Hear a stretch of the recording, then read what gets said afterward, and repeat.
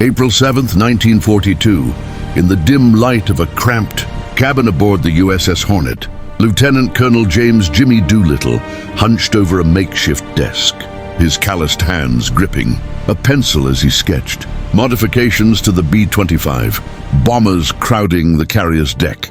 The air was thick with the salt of the Pacific and the low hum of engines below. But Doolittle's mind was a storm of doubt and determination. At 50 years old, this aviation pioneer, once a daredevil stunt pilot who had conquered speed records and blind flying, now carried the weight of a nation's fury on his shoulders. Just 4 months earlier, the Japanese attack on Pearl Harbor had shattered America's illusion of isolation, killing over 2,400 souls and crippling the Pacific Fleet in a single devastating morning. As the Empire of Japan rampaged across Asia and the Pacific, conquering the Philippines, Singapore, and beyond with terrifying speed, the American people reeled from humiliation and grief, their resolve hardening into a thirst for retribution. Doolittle knew this raid, launching Army bombers from a Navy carrier for the first time in history, was a desperate gamble, one that could either ignite hope in a battered ally or end in catastrophe for the 80 brave volunteers under his command. But as the Hornet steamed northward through treacherous seas, evading enemy patrols, the stakes were clear. Strike Tokyo itself, pierce the heart of the invader, and remind the world that America was not broken, but awakening to the fight of its life. April 13th, 1942, aboard the USS Enterprise, sailing in tight formation with the Hornet as part of Task Force 16, Admiral William "Bull" Halsey paced the bridge, his jaws set like iron against the biting wind whipping across the deck. Halsey, the fiery commander whose aggressive tactics would soon become legend, stared out at the grey expanse of the North Pacific, where swells rose like angry giants, threatening to swallow the carriers whole. This was uncharted territory for the U.S. Navy, venturing deep into enemy waters with land-based bombers strapped to a flat top, a feat never attempted before. The task force had slipped out of Pearl Harbor under the cover of secrecy, refueling at sea amid radio silence that amplified every creak and groan of the ships. But now, as they pushed toward the launch point 650 miles from Japan, intelligence crackled over secure lines. Japanese picket boats had spotted them, their radio chatter alerting Tokyo to intruders in the sacred home waters. Halsey's blood boiled at the thought. The raid's element of surprise was slipping away. Below decks on the Hornet, Doolittle's crews, pilots, navigators, bombardiers, and gunners, all volunteers who had trained in secrecy at Eglin Field in Florida, gathered in hushed clusters, sharing cigarettes and quiet prayers. April 18th, 1942, dawn breaks over the restless Pacific, where the swells heave like the breath of a wounded giant. Aboard the USS Hornet, Lieutenant Colonel James Doolittle stands on the flight deck, his face etched with the weight of a nation's fury. The wind whips at his flight jacket as he gazes at the 16 B-25 Mitchell bombers lashed to the carrier's wooden planks, ungainly beasts never meant to launch from a ship at sea. Doolittle, a pioneering aviator with a reputation for daring feats, feels the pulse of uncertainty in his chest. This isn't just a mission, it's a desperate gamble born from the ashes of Pearl Harbor, where Japanese bombs had shattered American illusions of invulnerability just 4 months earlier, on December 7th, 1941. As the Hornet slices through the waves some 650 miles east of Japan, Doolittle gathers his 80 volunteer airmen, pilots, navigators, bombardiers, and gunners in a hushed briefing below deck. Their eyes reflect the flicker of resolve and fear. These are ordinary men, many in their 20s, plucked from airfields across the United States, now thrust into the heart of enemy territory. And we're going to hit them where it hurts, Doolittle tells them, his voice steady, but laced with the gravity of what lies ahead. The plan hatched in the shadowed corridors of Washington by President Franklin D. Roosevelt and his top brass is audacious. Bomb Tokyo, Yokohama, and other industrial hubs, then flee to makeshift landings in China, No one has attempted this before. Success could ignite hope in a reeling America, still smarting from defeats in the Philippines and Wake Island, where Japanese forces under Emperor Hirohito's banner had swept across the Pacific like an unstoppable tide. But the stakes are visceral, human. Doolittle knows the risks. Early detection by Japanese patrols has forced a premature launch, cutting their fuel margins to the bone. One wrong calculation, and these crews, fathers, brothers, sons, face ditching in hostile waters or capture by an enemy notorious for brutality. As the first bomber roars to life, its props churning the salt air, the world watches unwittingly. Europe burns under Hitler's blitz. Allied convoys bleed in the Atlantic and in the East. Japan's conquests stretch from Singapore to Burma. This raid, a pinpoint strike from the sea, is America's defiant roar. The sleeping giant awakens, and the war's tide begins to shift. The engines of the first B-25 thunder into life. Just after 8:20 a.m., the roar echoing across the Hornet's deck like a battle cry. Lieutenant Colonel Doolittle climbs into the cockpit of aircraft number 1, call sign 402344, his hands steady despite the knot in his stomach.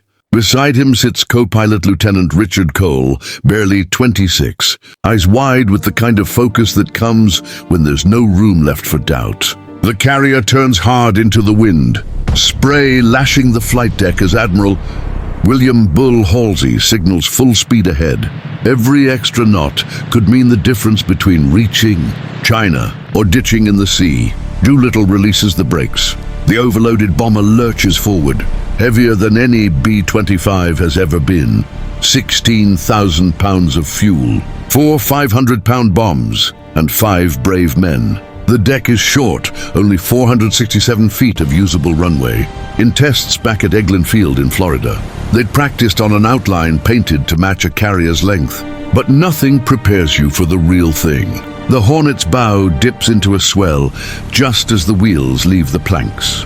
For a heart-stopping moment, the plane hangs, then claws its way upward, skimming the waves so close that salt spray streaks the windshield. One by one, the remaining 15 bombers follow, thundering off the deck at roughly 1-minute intervals. Crews wave grim farewells to the sailors lining the rails, men who know they may never see these airmen again. By 9:20 a.m., all 16 aircraft are airborne, winging westward in loose formation toward a nation that has never been bombed in modern war. The Hornet and her escort task force, cruisers, destroyers, and the carrier Enterprise, providing air cover, immediately reverse course, steaming east at flank speed to escape Japanese search planes. Aboard Doolittle's plane, the mood is taut but determined. Navigator Lieutenant Henry Potter plots their course, 650 nautical miles to Tokyo, flying low to evade radar that the Japanese don't yet fully trust. The crews know the early launch has robbed them of precious fuel. They were supposed to take off at dusk, 400 miles closer.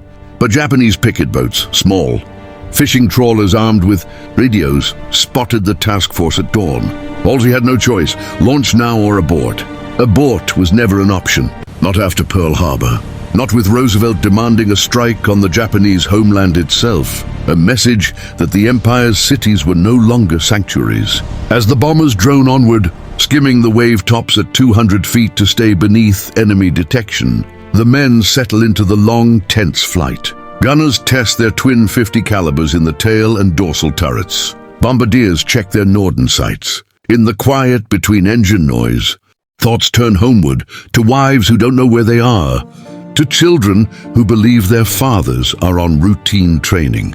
Few expect to return intact, yet none would trade places. Far ahead, Tokyo stirs under a spring sun, its citizens confident in the divine protection of their emperor and the supposed impregnability of their islands. They have no idea that 80 American airmen are closing in, carrying fire and defiance across the Pacific. Noon approaches on April 18, 1942. The 16 B-25s streak westward at treetop height, engines droning in a rhythm that has become both comfort and torment over the 4-hour flight. Inside Doolittle's lead aircraft, The crew scans the endless blue horizon for the first dark smudge of land. Fuel gauges hover lower than anyone wants to admit. The premature launch has burned precious gallons just to reach altitude and formation. Now every minute over water is a minute stolen from the long haul to China. At 12:15 p.m. Tokyo time, the coastline finally appears, a thin green, line beneath scattered clouds, Japan, the home islands, untouched by war since medieval times. Lieutenant Travis Hoover, piloting the second bomber, feels his pulse quicken as the forbidden shore grows sharper. Below, fishing boats bob obliviously. Farmers tend spring rice paddies. No one looks up, not yet. Doolittle's plane climbs steadily to 1,200 feet. Low, enough to evade most radar, high enough for accurate bombing. The crews split into smaller groups, each assigned a city: Tokyo, Yokohama, Nagoya, Kobe. Doolittle himself heads straight for the capital. Over the radio comes the simple order: execute as planned. No theatrics, no hesitation. At 12:30 p.m., the first bombs fall on Tokyo. From the ground, the shock is absolute. Air raid sirens wail in confusion. Drills, surely. American planes cannot reach here. Yet the sky cracks with explosions. Doolittle's bombardier, Staff Sergeant Fred Bramer, releases 4 500-pound demolition bombs and a cluster of incendiaries over an aircraft factory and oil storage tanks in northern Tokyo. Black smoke billows skyward. Anti-aircraft guns open up late and wild, shells bursting harmlessly behind the fleeing Mitchells. Zeros scramble from nearby fields, but the B-25s are already gone, diving back to wave-top height, racing south along the coast. Across the city, other crews strike military targets, arsenals, steelworks, shipyards. One bomber, flown by Captain Edward York, targets a tank factory. Another drops incendiaries on a chemical plant in Yokohama. In Nagoya, Lieutenant Edgar, McElroy's crew, bombs an oil refinery and an aircraft assembly plant. The damage is modest: scattered fires, cracked buildings, perhaps 100 casualties. But the psychological wound is mortal. Civilians flood the streets in panic. Emperor Hirohito, sheltered in his palace, receives urgent reports of enemy aircraft over the sacred capital. For the first time in the war, the Japanese people taste vulnerability. Aboard the bombers, the men feel a fierce satisfaction mixed with dread. Mission accomplished, but the war for them is far from over. China lies another 1,000 miles west. Across nightfall and storm clouds gathering on the horizon, fuel needles creep toward empty. Radios crackle with brief confirmations. Targets hit! Heading west. No celebrations. Just the relentless throb of engines and the knowledge that the real fight for survival has only begun. Late afternoon, April 18th, 1942. The sun dips toward the western horizon as the 16 B-25s scatter across the vastness of the East China Sea, each crew alone, with their dwindling fuel and the gathering dark. The exhilaration of the bombing run has faded into raw anxiety. Radios remain, mostly silent, any transmission risks, giving away their position to Japanese. Hunters now swarming the skies. In Doolittle's aircraft, the gauges tell a merciless story. The early launch added nearly 200 extra miles to an already marginal plan. Navigator Henry Potter recalculates again and again, searching for a way to stretch the remaining gas. Doolittle trims the engines to their leanest mixture, drops altitude to 500 feet, where the air is denser and drag is less. Every man aboard knows the math is brutal. Kuzhou Airfield in Zhejiang Province, their intended sanctuary, lies more than 1,200 miles from Tokyo. Most crews will fall short. Night falls swiftly over the Pacific. Storm clouds boil ahead, a cold front sweeping in from the Asian mainland. Rain lashes the windshields. Turbulence tosses the heavy bombers like toys. Lightning illuminates the cockpit in stark flashes, revealing faces drawn tight with exhaustion. Gunner Sergeant Paul Leonard peers into the blackness behind them, no sign of pursuit yet. But the Japanese Navy is almost certainly vectoring warships and submarines to intercept any stragglers. One by one, the planes reach the Chinese coast after 13 hours in the air, far longer than any B-25 has ever flown on a combat mission. The planned landing fields are supposed to be marked with bonfires and lighted. Runways, courtesy of Chinese allies warned by radio from Chongqing. But nothing appears. Thick clouds and driving rain have grounded Chinese spotters. Radio beacons are silent, some destroyed by Japanese occupation forces, others simply unreachable in the chaos. Captain Edward York's crew, flying aircraft number 8, is the first to face the inevitable. Their tanks run dry over the sea south of Vladivostok. With no hope of reaching China, York makes the agonizing decision to divert north to the Soviet Union, technically neutral, but bound by a non-aggression pact with Japan.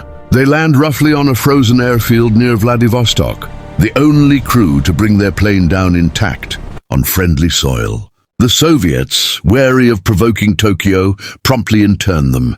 For the remaining 15 bombers, the choices narrow to 2, bail out over China or ditch in the surf. Doolittle circles what he believes is the Cuzhou area, searching desperately for lights that never come.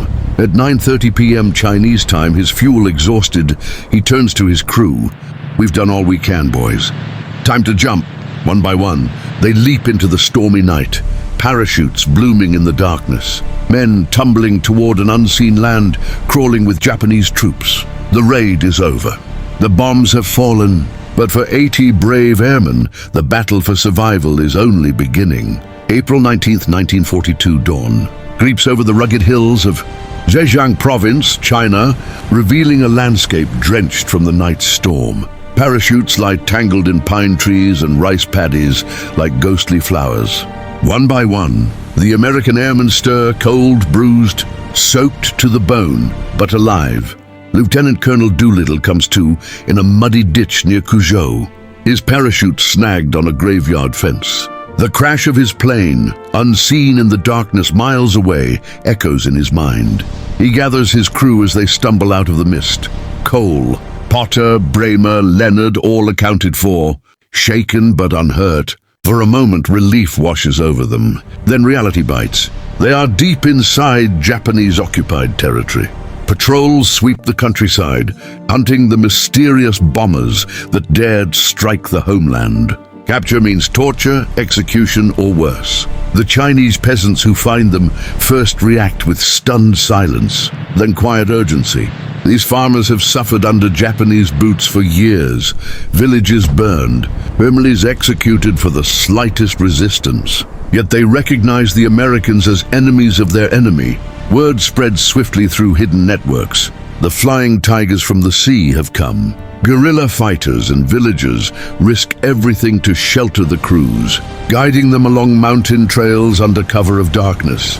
Sharing meager rice and tea, not all fare as well. Lieutenant Dean Hallmark's aircraft, number 6, ditches off the Chinese coast near Wenzhou.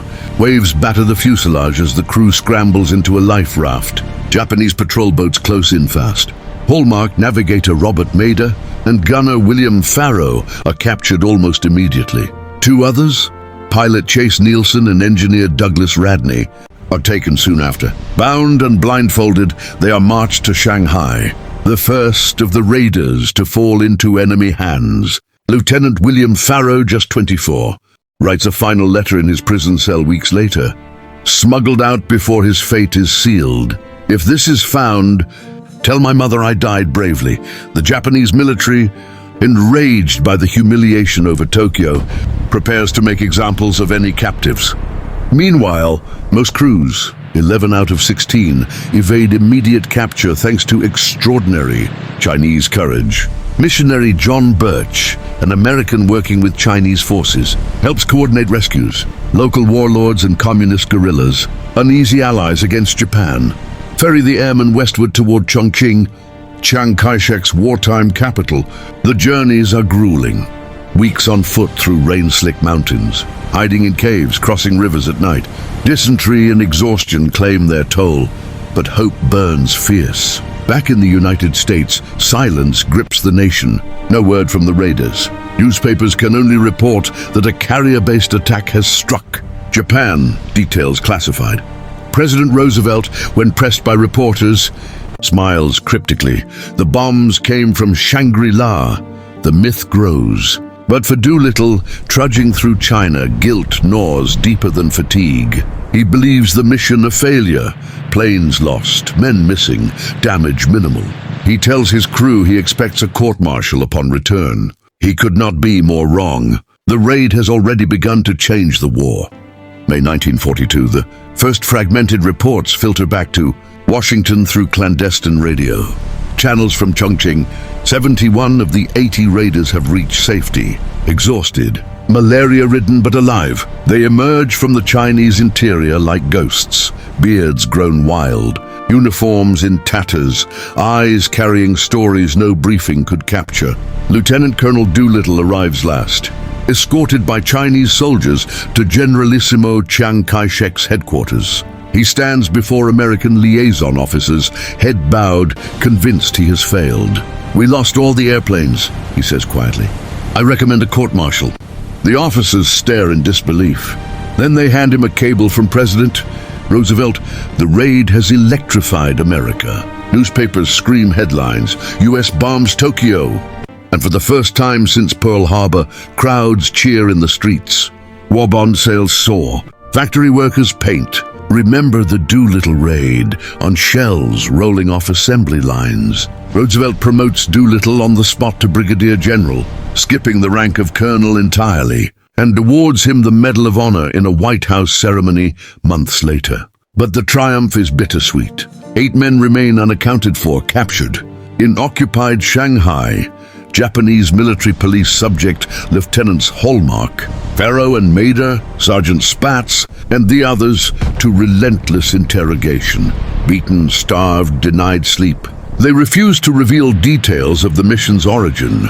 The Japanese High Command, furious at the breach of their sacred homeland, convenes a sham trial in August. The charge, indiscriminate bombing of civilians, a cruel irony from the architects of Nanking and Manila. On October 15, 1942, in a public cemetery outside Shanghai, Lieutenants Dean Hallmark, William Farrow, and Corporal Harold Spatz are executed by firing squad. Farrow's last words, spoken calmly as he kneels, "Long live America." The remaining 5 captives, Nielsen, Mader, and 3 others, are sentenced to life in prison, moved to brutal cells in Nanjing and then Beijing. Robert Mader will die of beriberi and dysentery in December 1943, his body wasted to skin and bone. The executions ignite international outrage when details leak out after the war. Yet in 1942, the full horror remains hidden. What is not hidden is the seismic shift the raid has triggered in Japanese strategy. Admiral Isoroku Yamamoto, architect of Pearl Harbor, now faces unbearable pressure from the Imperial Navy's hardliners. The homeland has been violated, the Emperor's divine protection questioned. Yamamoto argues fiercely, the American carriers must be destroyed before they strike again. The decision is made to extend Japan's defensive perimeter eastward, to seize Midway Atoll, 200 miles northwest of Hawaii, as a trap for the U.S. Pacific Fleet. What the Japanese do not know is that American codebreakers have already cracked their naval cipher. The stage is set for June 1942, when 4 Japanese carriers will steam toward Midway, confident of victory. They are sailing straight into catastrophe. June 4th, 1942, the vast Pacific stretches calm and deceptively. Peaceful northwest of Midway Atoll, where 2 great fleets maneuver in the early morning mist. Admiral Yamamoto's first mobile force, 4 priceless fleet carriers, Akagi, Kaga, Soryu, and Hiryu, steams confidently eastward, escorted by battleships and cruisers. Their aircraft have just launched at dawn to soften up the tiny American outpost. Yamamoto, aboard the distant battleship Yamato hundreds of miles to the rear, believes he has lured the U.S. Navy into a decisive trap. The Doolittle raid made this battle inevitable. The humiliation over Tokyo forced his hand. The Emperor's homeland must never again be threatened. But American intelligence has turned Yamamoto's certainty into a noose. Codebreakers at Pearl Harbor, led by Commander Joseph Rochefort, have pieced together the Japanese plan from intercepted messages. Admiral Chester Nimitz knows the exact timing, the targets, even the order of battle. 3 American carriers, Yorktown, Enterprise, and Hornet wait in ambush northeast of Midway, their decks packed with dive bombers, torpedo planes, and fighters. The Hornet's presence carries a quiet irony. The same ship that launched Doolittle's raiders now stands ready to exact retribution. At 10:22 a.m., the tide turns in minutes. American scout planes locate the Japanese carriers just as their own strike. Aircraft are rearming on deck, fuel hoses snaking across flight decks, bombs and torpedoes exposed. Commander Wade McCluskey's dauntless dive bombers from Enterprise plunge out of the sun onto Agagi and Kaga. Seconds later, Lieutenant Commander Maxwell Leslie's squadron from Yorktown strikes. Soryu bombs tear through wooden decks into packed hangars. Secondary explosions rip the hearts out of 3 carriers in a firestorm of aviation, gasoline, and munitions. Black smoke towers thousands of feet. Hiryu, the lone survivor, launches a desperate counterstrike, damaging Yorktown badly. But by evening, American bombers find Hiryu too. She joins her sisters on the ocean floor. 4 carriers lost in a single day, the core of Japan's naval air power, the same force that struck Pearl Harbor. Over 3,000 Japanese sailors and irreplaceable pilots perish. American losses are heavy. 1 carrier, 1 destroyer, 150 aircraft. But the strategic balance has shattered irreparably. Yamamoto, receiving the catastrophic reports aboard Yamato, orders a general retreat. For the first time, he faces the reality he once warned his own government about. Japan cannot win a prolonged war against America's industrial might. The Doolittle raid, that pinprick strike in April, has snowballed into this disaster. By forcing Japan to overextend, it has cost them the initiative in the Pacific. In Washington, President Roosevelt receives the news with quiet satisfaction. The sleeping giant is not only awake, it has struck back with devastating force. Across America, the raiders' names begin to echo in headlines once more. Doolittle, now a brigadier general, reads the dispatches from his new desk in the Pentagon, a faint smile breaking through his lingering guilt. The cost was high. Planes lost, men executed, others scarred forever, but the message was delivered. Japan now knows the war will come to their shores again, and America has only begun to fight. Summer 1942 turns to fall, and the ripples from that April morning over the Pacific refuse to fade.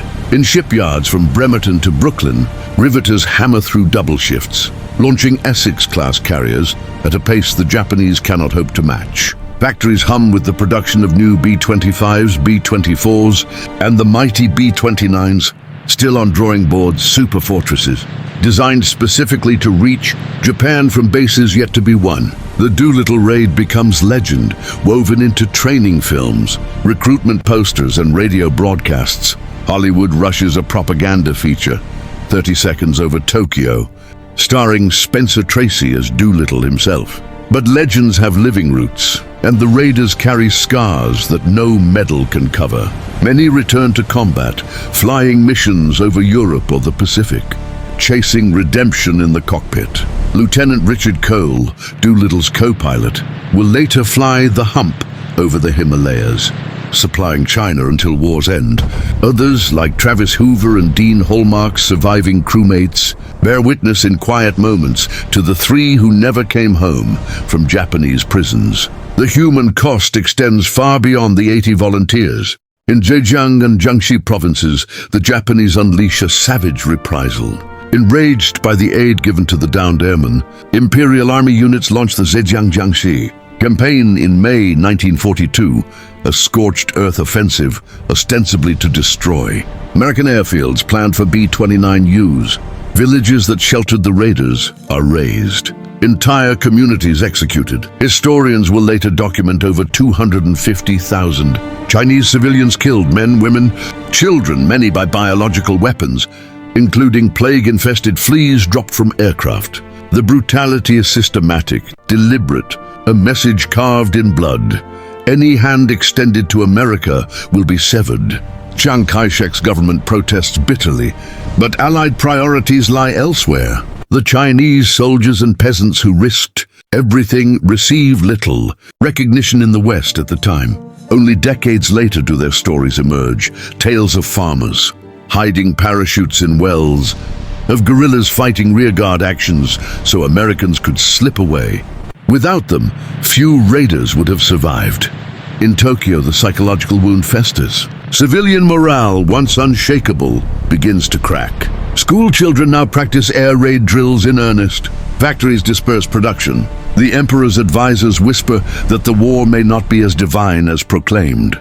Admiral Yamamoto, already doubting the long-term prospects after Midway, is relieved of fleet command and sent to the Solomons, where an American P-38 will find his transport plane in April 1943. For Jimmy Doolittle, the war becomes a personal crusade. Promoted again to Major General, he commands the 12th Air Force in North Africa, then the 15th in the Mediterranean, and finally the 8th Air Force over Europe, leading the massive bomber streams that will one day reduce German cities to rubble. Yet he never forgets that first raid, the one he once thought a failure. In private letters, he credits the Chinese rescuers and mourns the executed crews. The Medal of Honor pinned to his chest feels heavier than any bomb load. By late 1942, the Pacific War has entered a new phase, grueling island fights at Guadalcanal, grim attritional battles where every yard costs blood. But the strategic initiative has passed irrevocably to the United States. The Doolittle raid, small in tonnage yet immense in meaning, helped buy the time and momentum America needed. The bombers are coming back, not 16 this time, but hundreds. And Japan's cities will learn what it truly means to be at war with a nation fully roused. March 1944, high over the Marianas Islands, the first waves of silver B-29. Super fortresses gleam in the Pacific sun, monsters of aluminum and firepower, each with a wingspan longer than a football field and engines that can carry them. 3,000 miles. These are the direct descendants of Doolittle's gamble, designed from the outset to strike Japan from bases beyond the reach of fighters. They represent America's answer to the question posed on April 18, 1942, how do you bring the war home to an island empire? The man now commanding them is Major General Curtis LeMay, a hard-eyed tactician who replaced Doolittle in the Pacific Theater. LeMay studies reconnaissance photos of Tokyo's wooden neighborhoods, dense, flammable, packed with small factories hidden among homes, and reaches a grim conclusion. High-altitude precision bombing is failing against Japan's dispersed industry and stubborn defenses. The jet stream at 30,000 feet scatters bombs like buckshot.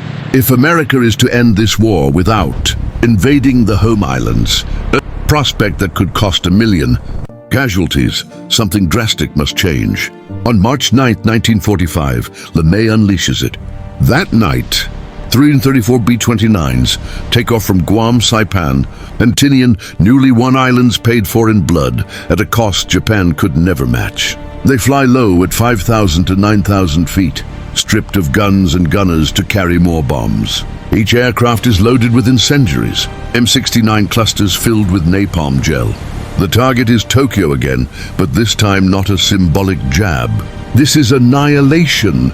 At 12:08 a.m. on March 10th, Pathfinder planes drop their loads first, creating a flaming X over the city's working-class eastern wards. Then the main force arrives. For 3 hours, wave after wave unloads 1,765 tons of firebombs. Winds whip the flames into an inferno that consumes 16 square miles. Temperatures reach 1,800 degrees Fahrenheit. Rivers boil. People burst into flame before they can scream. Over 100,000 die in a single night, more than Hiroshima, more than Nagasaki. 250,000 buildings vanish. 1 million are left homeless. From the cockpits, crews witness a sight beyond comprehension. A glowing sea of fire, visible for 150 miles. One bombardier later recalls the stench of burning flesh carried on the updraft. LeMay, monitoring reports back on Guam, simply notes the mission's success and orders more. The fire raids continue: Nagoya, Osaka, Kobe, then 67 Japanese cities in all. By summer, Japan's urban heart is gutted. Production collapses. Civilians flee to the countryside. The Emperor's advisors, once dismissive of American resolve, now speak openly of surrender if only terms can be found. Jimmy Doolittle, commanding the 8th Air Force in Europe until VE Day, reads the Pacific dispatches with a heavy heart. He knows the path from his 16 bombers to LeMay's thousands began with his raid. The shock he delivered forced Japan's overreach at Midway, bought time for the B-29 program, and proved the home islands could burn. Yet the scale of what followed haunts even the hardest warriors. In Hiroshima and Nagasaki, the atomic flashes will finally break Japan's will. But it was the fire that first taught them fear. August 6, 1945, Enola Gay, a silver B-29 from the 509th Composite Group, lifts off from Tinian's North Field at 2:45 a.m., bound for Hiroshima. In her bomb bay hangs Little Boy, a single uranium weapon that condenses the destructive power of the entire Doolittle raid into one device. Colonel Paul Tibbets, at the controls, knows the mission's weight. 3 years earlier, 16 medium bombers scattered a few tons of explosives across Japan and changed history. Now one aircraft will deliver the equivalent of 15,000 tons of TNT. At 8:15 a.m. local time, Little Boy detonates 1,900 feet above the city. A flash brighter than the sun vaporizes the center of Hiroshima. 70,000 die instantly. Tens of thousands more in the days that follow from burns, blast, and the invisible poison of radiation. 3 days later, on August 9th, Major Charles Sweeney's boxcar drops Fat Man over Nagasaki. Another 70,000 perish.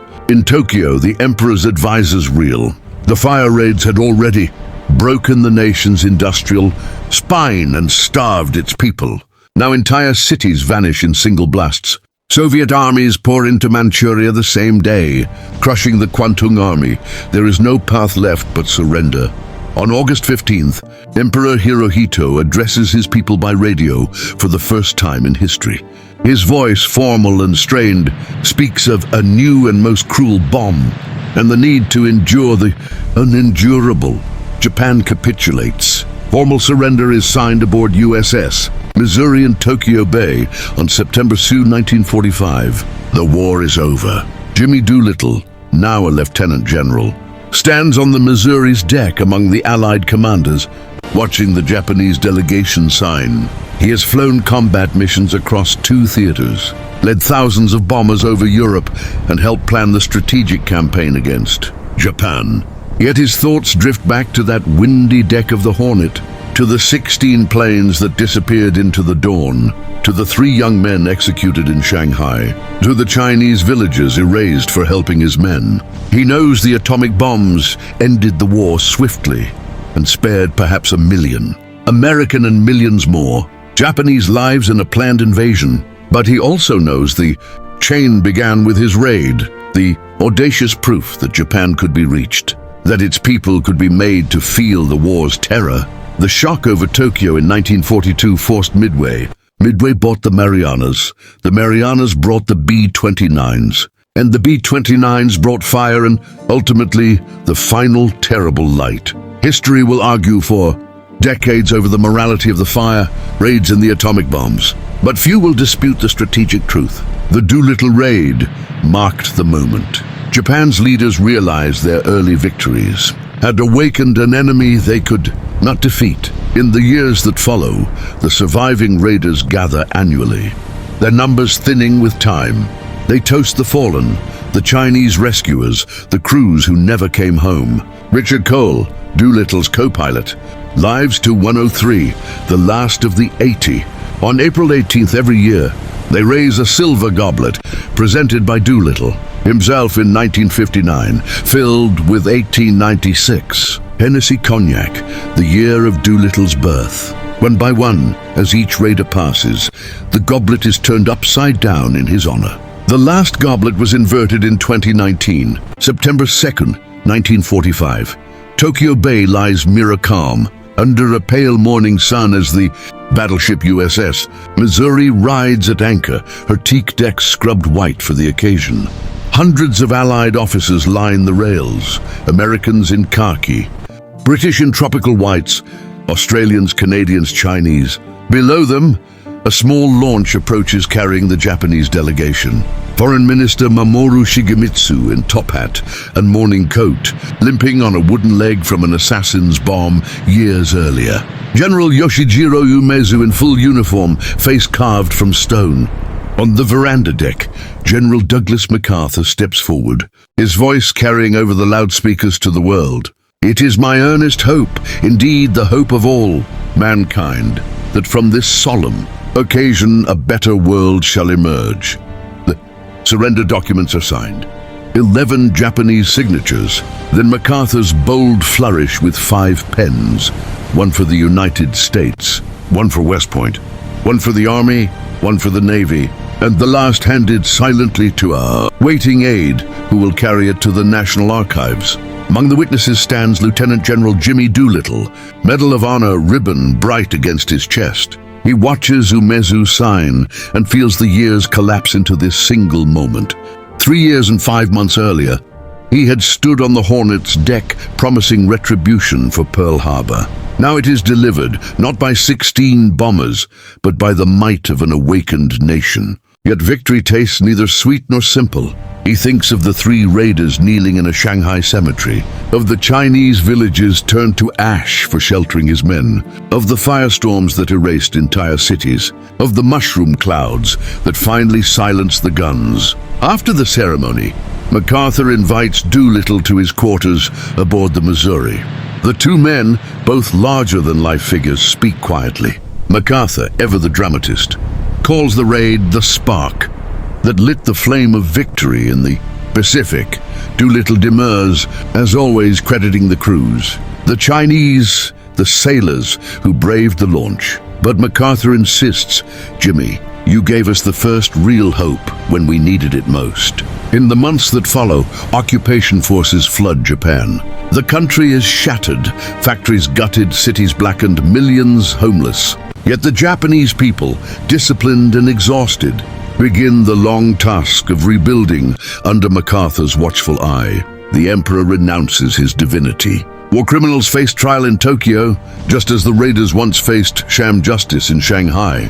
Doolittle returns home a hero, but he never rests on laurels. He testifies before Congress on aviation's future, warns of new threats in a world already whispering about Soviet ambitions. He becomes a voice for the Air Force's independence. Achieved in 1947, in quiet moments, he writes letters to the families of the executed raiders, attends memorials, ensures their names are never forgotten. The raid itself enters American mythology, books, films, classroom lessons. Children grow up hearing how 80 men in 16 planes flew the impossible mission that turned the tide. Yet the full story, the human cost on all sides, the chain of consequences that led from scattered bombs to atomic fire remains more complex, more somber than the legend allows. As the Missouri steams away from Tokyo Bay that afternoon, Doolittle stands at the rail watching Japan recede. The war is won, the price has been paid, and somewhere in the vast Pacific sky, the spirits of those who launched on April 18, 1942, finally find peace. Decades pass, and the world changes beyond anything the raiders could have imagined. In 1942, the Pacific becomes a theater of uneasy peace, then economic miracle. Japan rises from the ashes, first rebuilding factories, then leading the world in electronics, automobiles, high-speed trains. Tokyo, once a smoldering ruin from LeMay's firestorms, grows into a neon-lit metropolis of towering glass and steel. Hiroshima and Nagasaki erect peace memorials. Their domes and parks remind us of the cost of total war. Jimmy Doolittle lives to see much of it. He retires from active duty in 1948, but never truly retites. He serves on corporate boards, Lockheed, Shell, Mutual of Omaha, Advocates for Aviation, testifies on space exploration. In 1959, at a reunion in Miami, he presents the surviving raiders with the famous silver goblets, 80 of them, each engraved with a name and the date. April 18, 1942, the tradition begins. Every year on that date, The living gather to toast the absent. When a raider passes, his goblet is inverted. Doolittle's own is turned upside down on September 27th, 1993. At the age of 96, his ashes are scattered over the Pacific, close to where the Hornet once turned into the wind. The last full reunion comes in 2013. Only 4 remain. Richard Cole, Doolittle's co-pilot, David Thatcher, Edward Saylor, and Thomas Griffin stand together one final time, voices cracking as they remember the boys they once were. Cole, ever the steady one, carries the tradition to its end. On April 18, 2019, at 103 years old, he opens the final bottle of 1896 Hennessy, pours a toast to the 79 who went before him, and inverts the last goblet. Hours later, he passes away quietly in Texas, the final Doolittle raider. Their story endures. Museums preserve the wreckage of recovered B-25s, one pulled from a Chinese lake in 1996, another from the depths off Midway. The USS Hornet, a later Essex-class carrier, becomes a floating museum in Alameda, its deck marked where the 16 bombers once stood. Children tour it and learn how a desperate mission helped turn the greatest war in history.